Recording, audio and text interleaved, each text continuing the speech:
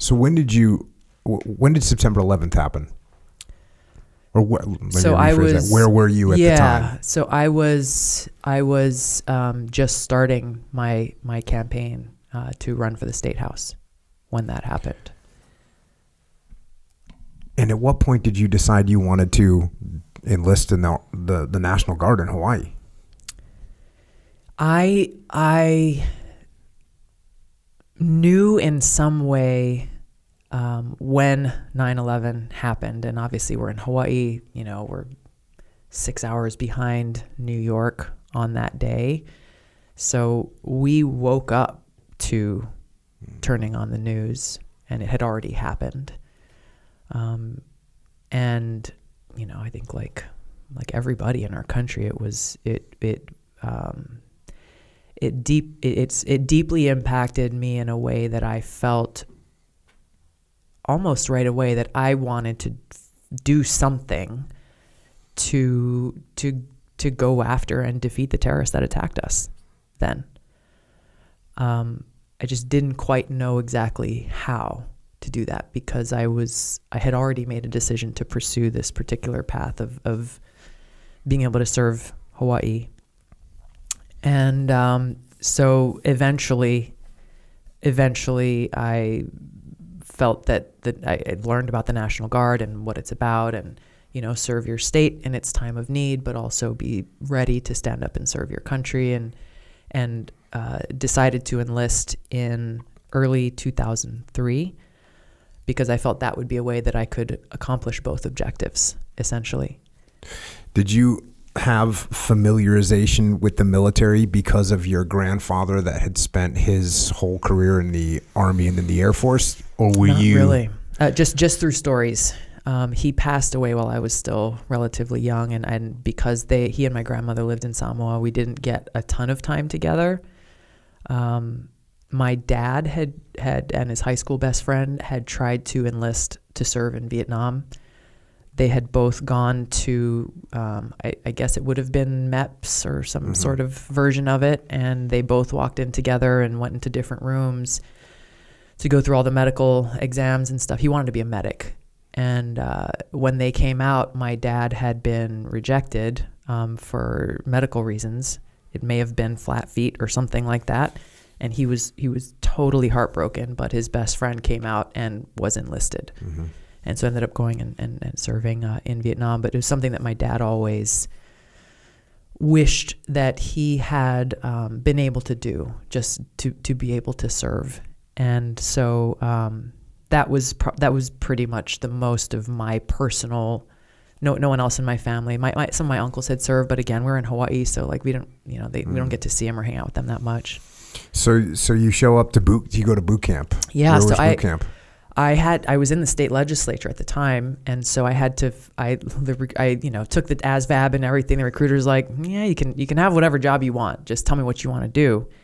And literally made the decision. I was like, look, my session is done on this date, and then I got to be back by this date. So find me a basic training and an AIT that can fit within this 5-month period. I got to knock it all out at once. And so I ended up in a medical operations or something like that, because the AIT was only 7 weeks long. I was like, I want to do combat journalism or something like that, but you got to go to school for 6 months or whatever. But so I shipped out right after the legislative session was done. I enlisted on the floor of the State House, and went to Fort Jackson in the summer of 2003. Managed to not get noticed by the drill sergeants for my political job until like week 7 of 9, which I was pretty happy about, and only got found out because me and my assigned battle buddy, we were pulling duty at like the battalion headquarters one afternoon, like watching the door or whatever it was, and the battalion sergeant major walked in and did what sergeant majors do. Like, hey, privates, how are you and where do you come from and what'd you do before you joined the Army, and that whole conversation. And so he talked to my battle buddy first, and she told him, I think she was from the Midwest, and she's like, yeah, so I was working at McDonald's and decided to join the military, and this is what I want to do. And he's like, oh, that's great, it's great. And what about you? It's like, oh yeah, I'm from Hawaii, and I'm a state representative there, and this is what I want to do. And he just looked at me. He's like, wait, you said what? You do what? He's like, how come I don't know about this? He asked me that. How come I don't know about this? It's like, I don't know. The in processing paperwork that says what is your civilian occupation, I wrote it down and turned it in, but who's your drill sergeant? And I knew it was all downhill. All downhill for me from there. Going from Hawaii, like the kind of cruising mode of Hawaii. Yeah. Which I know it sounds like there's a little bit of, there's also like this whole competitive thing with your family, and you're obviously were driven because you're out creating these things and running for office and all this. But I mean, all of a sudden you're in boot camp. Mm-hmm. Was it a shock? Of course. Yeah. Yeah. I mean, I'd be worried if it wasn't a shock. But I'm really, I'm happy that I went in with the perspective of at least just understanding that whatever the madness is, there's a purpose to it. And don't get, I've always been a pretty chill person, and I don't get freaked out by that much. And, so I actually, in a very weird and twisted way, really loved it. Mm-hmm. It was the camaraderie and the kind of bond that is built in a very short period of time with a whole bunch of strangers from all over the country, knowing that and appreciating that, like, all of us are there for the same reason. All of us are there for the same purpose. Whatever the motivating decision was to enlist really didn't matter. That, we all wore the same uniform and all on the same team. I loved it. How long after you got back from boot camp and AIT was it that you went on your first deployment? Came back home at the end of 2003 from training, and then the 29th Brigade Combat Team from the Hawaii National Guard was activated. I want to say the notification came out in the summer of 2004. I was campaigning for my re-election at that point in time, and remember going in and taking a break from knocking on doors again, and I got an email at home, checked my email at home, and got the notification of the deployment, but I was not on the deployment roster because they already had somebody who filled that job in the field medical company.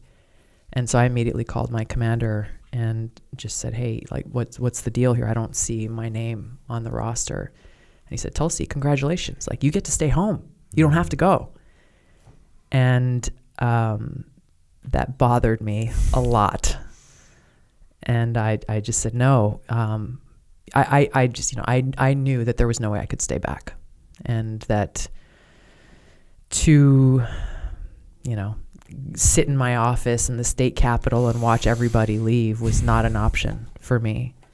And so I continued the conversation with my commander, and I just said, sir, I'm going. Tell me what job I need to get trained in that you need filled so that I can go. And that's what happened. So I publicly withdrew from my re-election campaign. It was too late to take my name off the ballot, but told everybody, like, I'm not running for re-election. Volunteered to fill this position, and we started our active duty train up. I think it was in August of that year of 2004, and then we were in country in early January 2005. What job did you get trained for? What billet did you fill? It was medical logistics.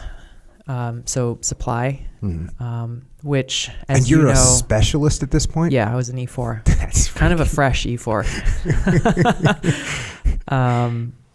And as you know, like, okay, I filled the position, but once we actually got there, I ended up filling a position that was previously held by an E7 as the brigade surgeon operations person.